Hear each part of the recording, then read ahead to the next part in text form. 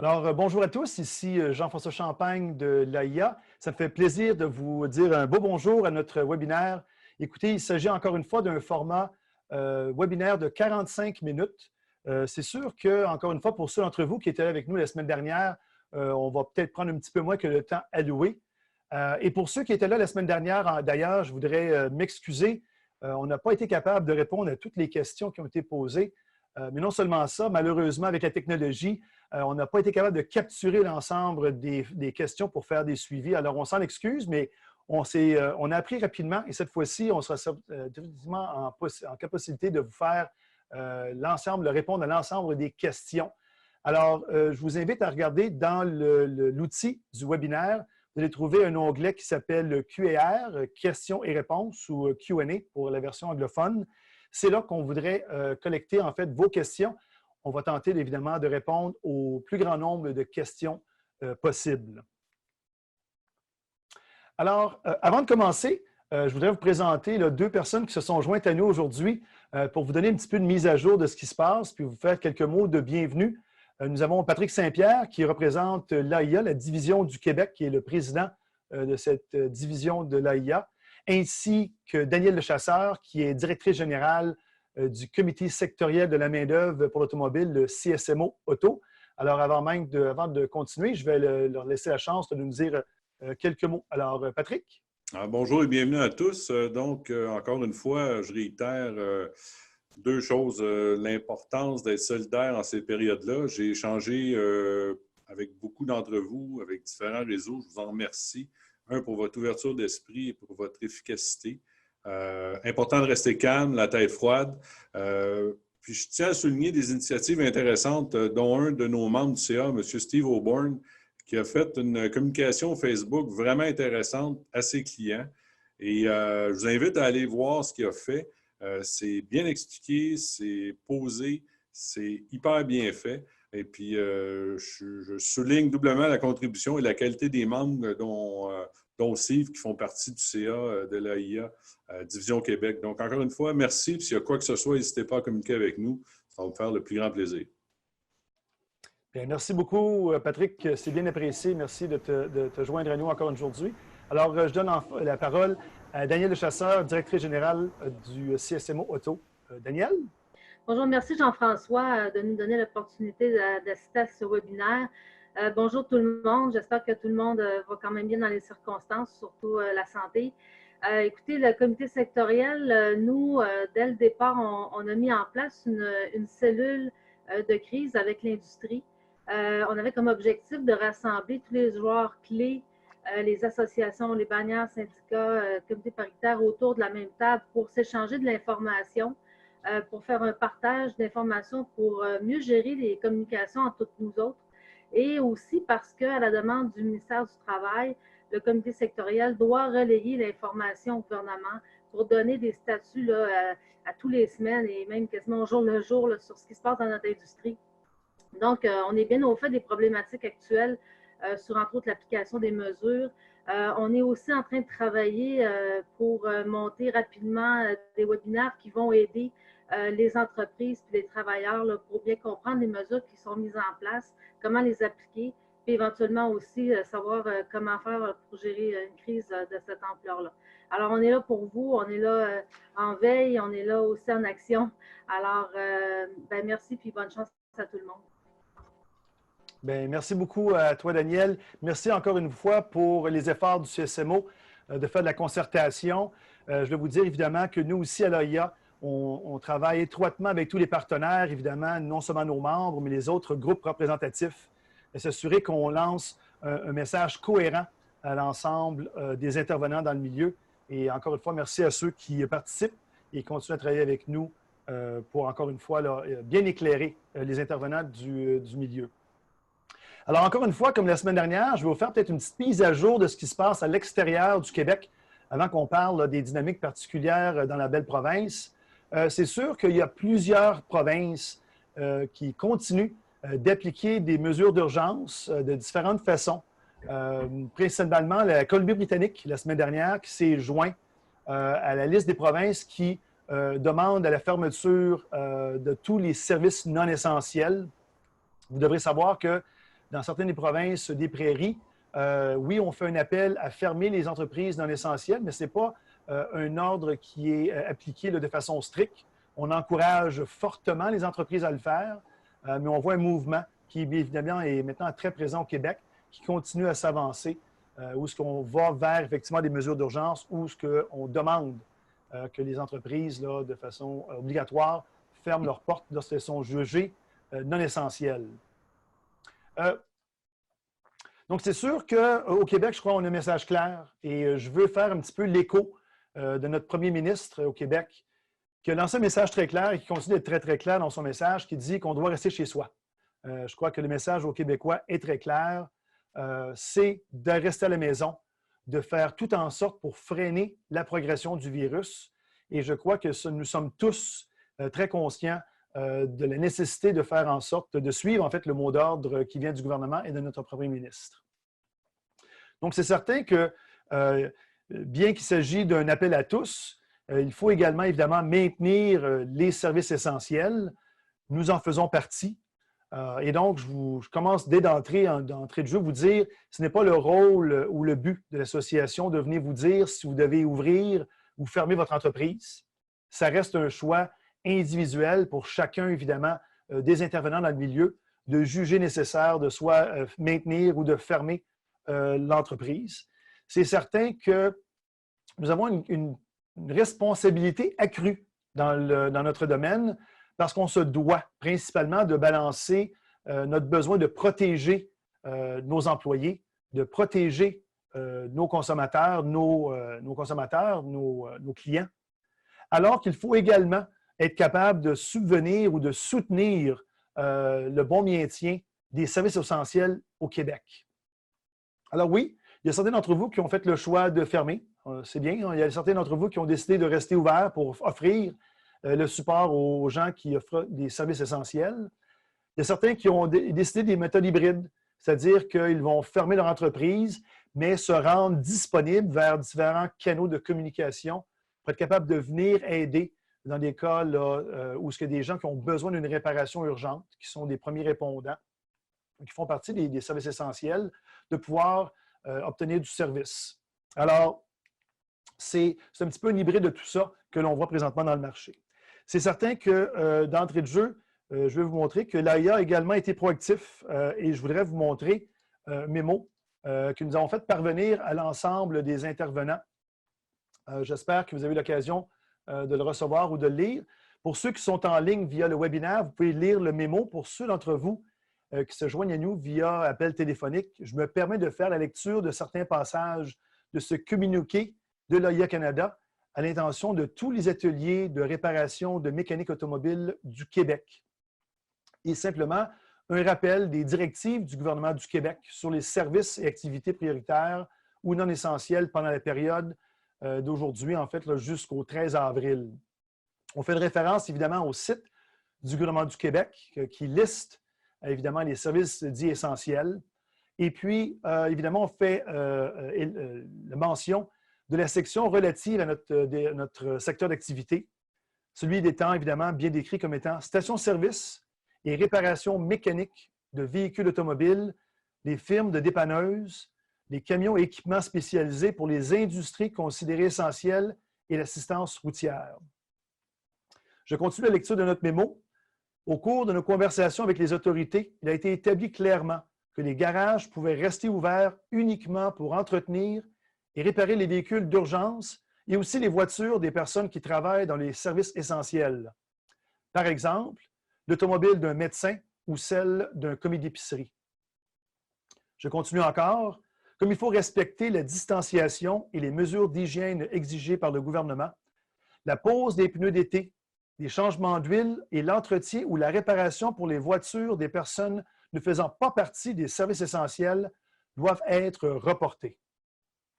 Nous laissons à votre bon jugement toute autre situation qui pourrait se présenter, surtout si la sécurité d'une personne en difficulté est en jeu. Donc, voici le mémo que nous avons communiqué encore une fois. Et je crois que ce qu'il faut comprendre encore une fois, c'est de revenir à l'appel de notre premier ministre qui dit encore une fois qu'on veut s'assurer que les Québécois restent chez eux. Et donc, je m'attends que les gens qui continuent à se déplacer sur les routes au Québec sont ceux des services essentiels, les premiers répondants, des gens qui se doivent de se déplacer pour subvenir aux besoins de personnes dans le besoin, des handicapés, des aînés, ainsi de suite. Et encore une fois, bien que l'on doit balancer notre responsabilité de bien protéger nos employés et de protéger nos consommateurs, je crois qu'il faut également être capable d'offrir ce service essentiel-là, de pouvoir réparer les véhicules des gens qui en ont besoin pour, encore une fois, offrir les services essentiels et le support aux gens qui en ont le plus besoin.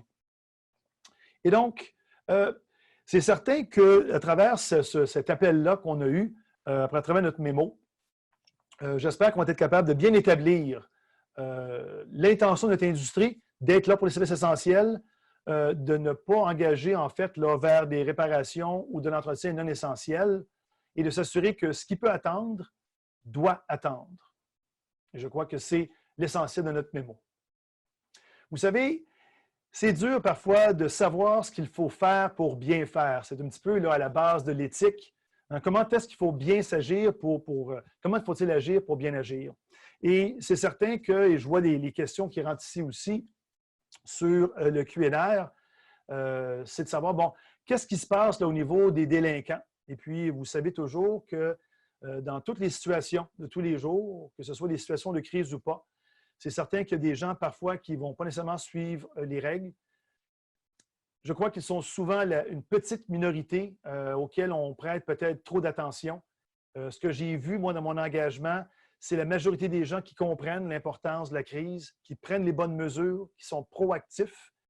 Et c'est bien dommage, évidemment, de voir parfois certains gens qui ne suivent peut-être pas les règles, mais en bout de ligne, je peux vous dire que le gouvernement du Québec est très clair, le premier ministre est très clair, on doit rester chez soi. Vous le savez déjà que les autorités font en sorte de faire des vérifications. J'ai reçu beaucoup de commentaires et d'exemples de gens qui ont reçu des visites des autorités pour venir vérifier l'application des méthodes et de s'assurer qu'on a de la distanciation, qu'on respecte le besoin de protéger nos employés ainsi que les clients.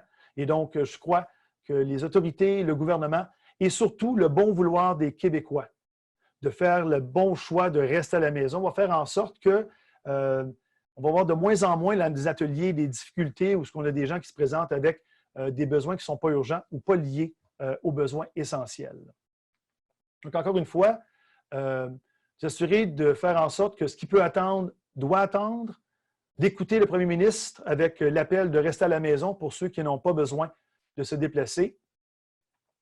Et que, encore une fois, qu'en tant qu'industrie, on est capable, malgré tout ça, d'être à l'appel de faire ces réparations-là pour ceux qui en ont vraiment besoin pour continuer à offrir des services essentiels. Alors, je fais une pause ici pour voir un petit peu, on a reçu des questions. Évidemment, je reçois plusieurs questions ici, là. Donc, qu'est-ce qu'on fait à propos des délinquants? J'en ai parlé encore une fois. Je pense que le gouvernement est très clair dans ses directives. Le gouvernement est très clair dans son appel à tous. Je crois que l'industrie continue à avoir un message très clair envers l'industrie en disant, bien, écoutez, c'est à votre choix d'ouvrir ou fermer, étant un service essentiel, mais il faut faire les bons choix, je pense.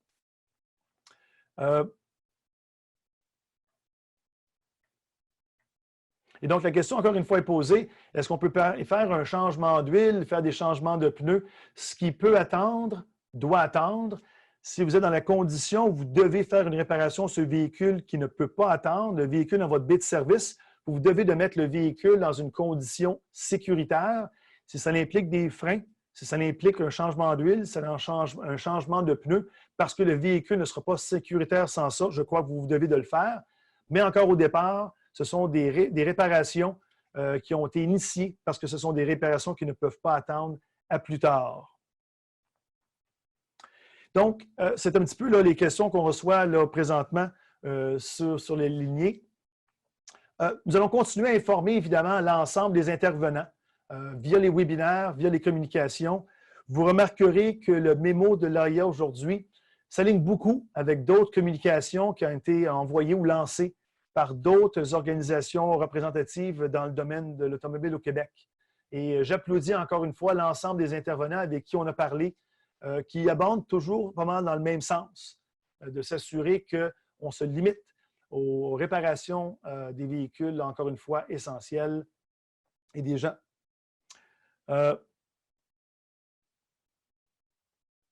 Alors, une autre question ici, là, on police nos ateliers pour évaluer si les installateurs sont en train de réparer des véhicules de services essentiels. Comment est-ce que nos installateurs peuvent prouver le tout à la police? Écoutez, le mémo de l'AIA en est un. Il y a plusieurs autres groupes comme l'AIA qui ont fait des mémos très similaires. Je vous invite à les placer dans vos ateliers. Je pense que, encore une fois, il faut faire confiance un peu à la bonne foi des Québécois. On leur a dit de rester chez eux. On leur a dit de ne pas se déplacer, à moins que ce soit entièrement essentiel. Et je pense que la question simple de dire, écoutez, vous comprenez qu'on demande aux gens de rester chez eux, il doit y avoir une raison qui vous amène ici aujourd'hui. Ça peut être des cas de gens qui doivent faire du bénévolat, qui est essentiel pour les aînés. Ça peut être une infirmière, un policier ou encore un véhicule de premier répondant.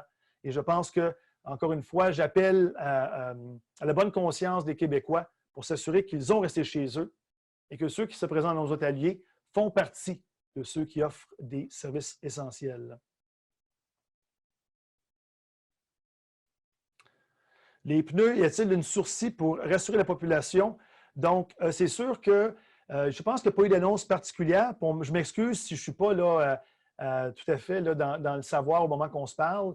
C'est certain qu'on va s'avancer dans le mois d'avril au niveau là, du remplacement des pneus, mais si je comprends bien, je m'attends à ce que le gouvernement fasse des assouplissements au niveau là, de certains renforcements, là, entre autres au niveau des équipements, des pneus à clous, entre autres. Il faudra faire un suivi à ce niveau-là. Donc là, j'ai une question aussi. Donc, les ateliers de carrosserie ne peuvent que réparer les véhicules de personnes travaillant dans un secteur jugé essentiel. Écoutez, c'est certain que le mémo que nous avons émis est particulier aux ateliers mécaniques. Je comprends évidemment que les ateliers de carrosserie avaient choisi la semaine dernière principalement de fermer puisqu'ils n'étaient pas décrits dans la liste des services essentiels. Selon ce qu'on entend, évidemment, il n'y a pas eu de mise à jour à ce niveau-là. Il y a eu des annonces un petit peu contradictoires, puis on s'en excuse. Il existe encore un peu d'incertitude au niveau des ateliers de carrosserie. Mais je peux vous dire que les dernières informations qu'on voit, l'ensemble des intervenants continuent de suivre la ligne directrice qui, encore une fois, dit que des réparations doivent être faites sur des véhicules qui servent aux services essentiels ou à des gens spécifiquement qui ont besoin de leurs véhicules pour fournir ces services essentiels-là. Et je pense que le test est encore plus élevé peut-être pour un atelier de carrosserie, de s'assurer qu'on peut démontrer que la réparation que vous faites présentement est nécessaire pour un premier répondant, un policier ou un docteur pour être capable d'offrir des services à la population là, de première ligne. Donc, je crois que le test est encore plus élevé dans le cas de nos ateliers de carrosserie parce qu'encore une fois, vous n'êtes pas livré, là, vous n'êtes pas directement identifié et c'est certain qu'il faut faire attention de ce côté-là.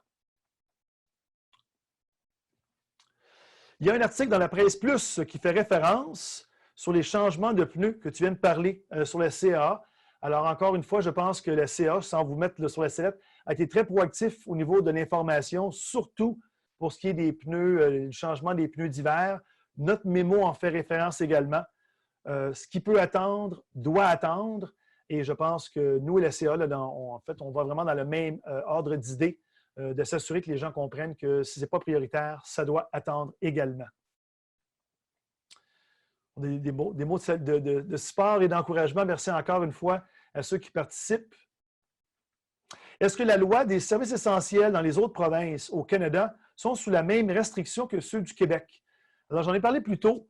Dans plusieurs provinces, on continue d'avoir des suggestions. Donc, on suggère fortement la fermeture des entreprises non essentielles et encore une fois, on suggère fortement de faire que du travail qui est jugé essentiel, mais effectivement, les règles sont plus assouplies à l'extérieur du Québec et je vous dirais qu'il y a plus d'entretien qui se fait hors Québec que ce qu'on voit au Québec. Donc, c'est certain que les règles qu'on voit présentement au Québec sont un peu plus restreintes par rapport à ce qu'on voit dans les autres provinces, mais encore une fois, c'est très dynamique. Il faut comprendre que j'ai toujours l'impression que le Québec est comme 4 ou 5 jours en avant, mais qu'on voit toujours des changements dans les autres provinces qui s'alignent un petit peu dans le même ordre d'esprit hors Québec. Et donc, la situation aujourd'hui dans les provinces, surtout des prairies, est beaucoup plus relaxe. Mais encore une fois, on voit que le langage des gouvernements provinciaux avance toujours et on sent effectivement un resserrement un petit peu. Et encore une fois, je fais l'annonce en fin de semaine dernière de la Colombie-Britannique qui, encore une fois, a demandé la fermeture des entreprises non essentielles. Mais je crois que c'est important de comprendre que partout au Canada, partout aux États-Unis, en Italie et ailleurs en Europe, les gouvernements continuent de toujours reconnaître notre domaine d'activité comme étant un domaine jugé essentiel. Pour ça, je reviens toujours au besoin de balancer notre besoin essentiel de protéger nos employés et nos clients, mais aussi de fournir le service essentiel parce que nous sommes vraiment une clé importante pour s'assurer qu'on continue à fournir des services essentiels à la population. On me demande combien j'ai de participants. Écoutez, je vous le partage. La semaine dernière, on a eu à peu près 150 participants durant le webinaire. On en a à peu près présentement 120 sur le webinaire présentement. Et vous savez que souvent, les gens se rendent dans une salle de conférence. Il y a peut-être plusieurs participants, donc on sait que c'est quelques centaines probablement de participants qu'on rejoint. Et également, les webinaires sont rendus disponibles évidemment pour visionnement à 1 heure plus tard. Donc, ça sera évidemment quelque chose qu'on rendra disponible dès la fin du webinaire. Est-ce que la vente de pièces continue à être offerte? Donc, oui, les pièces, évidemment, font partie de ces services essentiels-là. On ne peut pas réparer un véhicule sans les pièces. Par contre, je vous dirais que l'ensemble de la vente au détail de pièces automobiles a pratiquement arrêté. C'est sûr qu'on se concentre à fournir des pièces à nos techniciens dans les ateliers pour faire les réparations de ces véhicules essentiels-là. Donc, c'est vraiment, encore une fois, très restreint au niveau du service qu'on offre. Mais oui, nos distributeurs de pièces sont là pour supporter nos ateliers qui, eux, encore une fois, se concentrent sur la réparation des véhicules dits essentiels.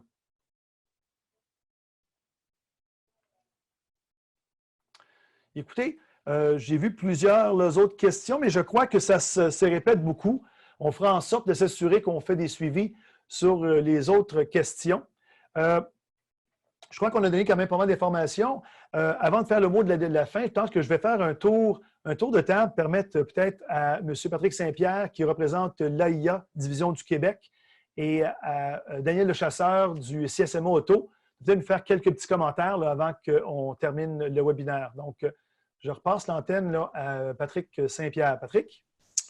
Donc, merci Jean-François. Encore une fois, je pense, je parlais de solidarité, ça va être important de travailler ensemble. Puis l'AIA fait des efforts pour parler à ses associations sœurs afin d'avoir un message commun parce qu'on va évidemment être beaucoup plus fort en travaillant ensemble que chacun de notre côté et surtout auprès des pouvoirs publics.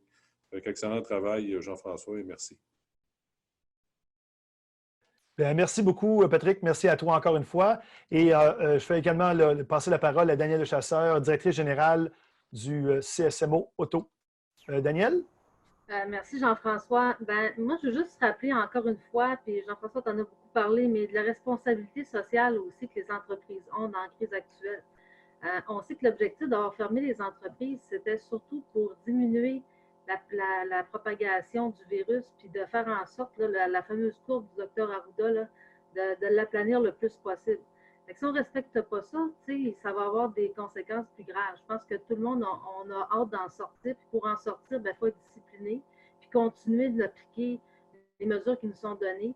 L'objectif étant de ne pas que ça se perdure encore plusieurs semaines. Là. Donc, je pense qu'il faut être bienveillant. C'est notre travail de faire en sorte de rapidement aider le Québec à sortir de cette crise-là. Moi, je pense que tout le monde met l'épaule à la roue. Il reste plein de questions, c'est sûr, sur l'ouverture des entreprises, mais je pense que dans les prochains jours, là, ça va beaucoup se clarifier. Donc, nous, on continue avec notre cellule de crise. Je pense que c'est important que les entreprises fassent savoir leurs besoins et leurs difficultés auprès des associations et des bannières, puis qu'on nous transmette l'information. De notre côté, on essaie aussi de faire avancer les choses et d'avoir des réponses aux questions. Alors, bonne chance tout le monde. Puis, merci Jean-François de l'invitation de l'AIA pour participer au webinaire. Merci beaucoup à toi, Daniel. Alors, encore une fois, je veux vous remercier tous votre participation. Nous allons rendre le webinaire disponible pour le visionnement après la rencontre. On va continuer à travailler évidemment en concertation avec nos membres, avec les intervenants du marché. On va continuer à vous informer et puis nous allons continuer à connecter vos questions évidemment. Merci beaucoup de votre temps. Je vous invite encore une fois à bien répondre à l'appel de notre premier ministre évidemment, rester à la maison. Si ça peut attendre, ça doit attendre. Soyons des acteurs actifs pour, évidemment, protéger nos employés, protéger nos clients, mais également être là pour fournir un service essentiel pour nous aider à passer à travers cette crise difficile. Je vous remercie encore une fois. Bon courage et à bientôt. Merci.